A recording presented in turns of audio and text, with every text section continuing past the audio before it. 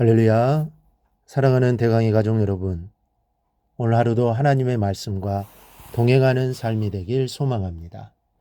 오늘 함께 나눌 하나님의 말씀은 요한복음 1장 1절에서 5절 말씀입니다. 태초에 말씀이 계시니라. 이 말씀이 하나님과 함께 계셨으니 이 말씀은 곧 하나님이시니라. 그가 태초에 하나님과 함께 계셨고 만물이 그로 말미암아 지은 바 되었으니 지은 것이 하나도 그가 없이는 된 것이 없느니라. 그 안에 생명이 있었으니 이 생명은 사람들의 빛이라. 빛이 어둠에 비치되 어둠이 깨닫지 못하더라. 아멘. 오늘부터 매일 말씀 묵상을 통해 우리가 요한복음을 함께 살펴보려고 합니다. 매 시간마다 말씀을 통한 하나님의 은혜가 우리 모든 성도들에게 임하기를 축복합니다. 예수님의 행적을 다룬 복음서는 마태, 마가, 누가, 요한복음으로 총 4권입니다.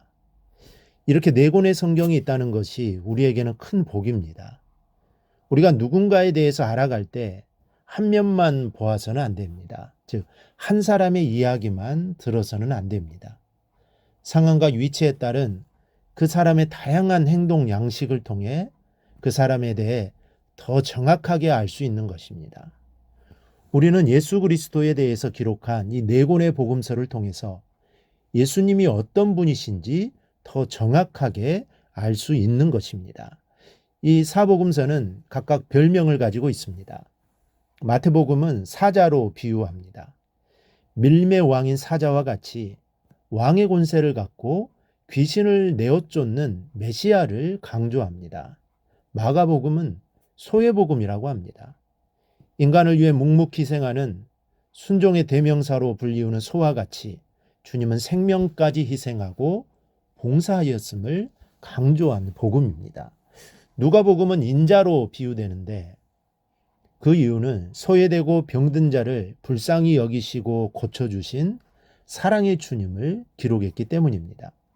요한복음은 독수리 복음입니다.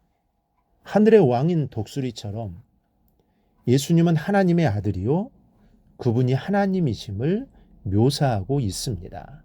그런데 요한복음에는 매우 특징적인 것이 있습니다. 예수 그리스도의 사역을 제2의 창세기로 보았다는 사실입니다. 1절에 태초에 말씀이 계시니라. 이 말씀이 하나님과 함께 계셨으니 이 말씀은 곧 하나님이시니라 말씀합니다.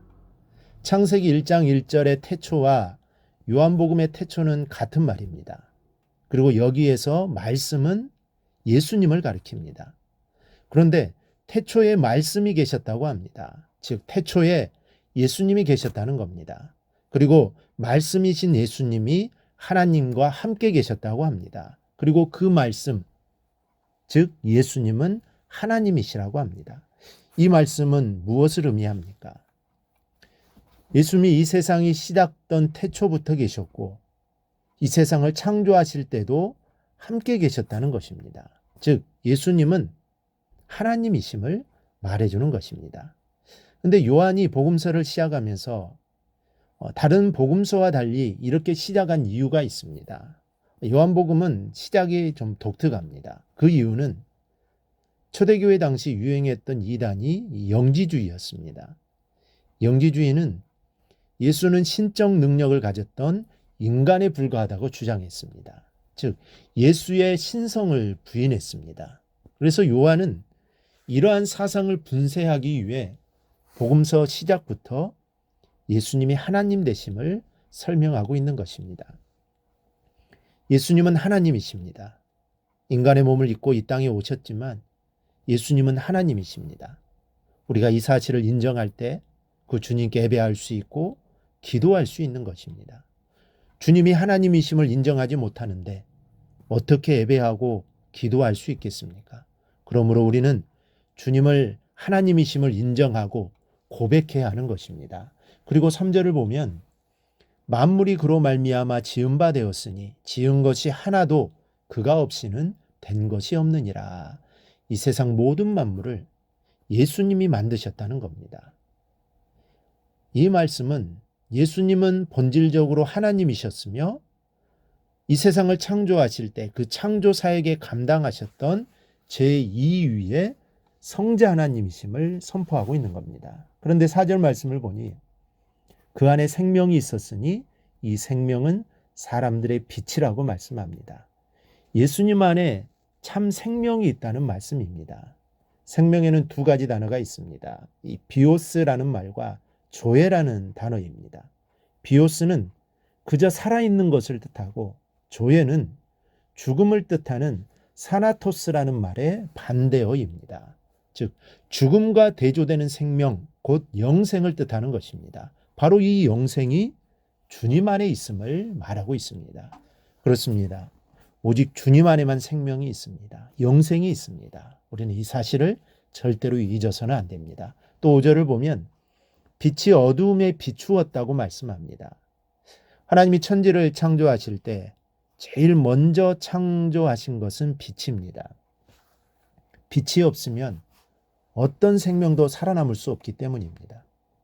빛은 살아있는 것에는 더 큰 생명의 활력을 가져다 주지만 생명이 없는 것에는 비추면 비출수록 말라갑니다.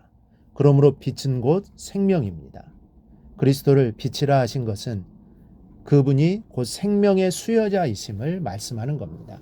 그러나 안타깝게도 5절을 보면 어둠이 깨닫지 못하더라고 합니다. 공동번역에는 어둠이 빛을 이겨본 적이 없다라고 되어 있습니다. 어둠은 도저히 빛을 이길 수 없다는 선포입니다.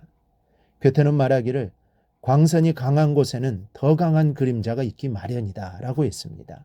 그 빛을 받아들이는 자는 빛의 자녀가 되는 것이며 거부하는 자들은 어둠의 자식으로 머물러 있어야만 합니다. 생명의 빛으로 오신 예수님으로 말미암아 새로운 영생이 부여되고 사망에서 생명으로 옮겨진 것입니다. 이것은 우리에게 천하와도 바꿀 수 없는 축복인 것을 믿으시기 바랍니다. 그리고 나의 생명이 되신 정말 그 주님을 오늘 하루 그리고 우리 일평생 의지하며 살아가는 우리 대강의 모든 성도들이 꼭 될 수 있기를 주님의 이름으로 축복합니다.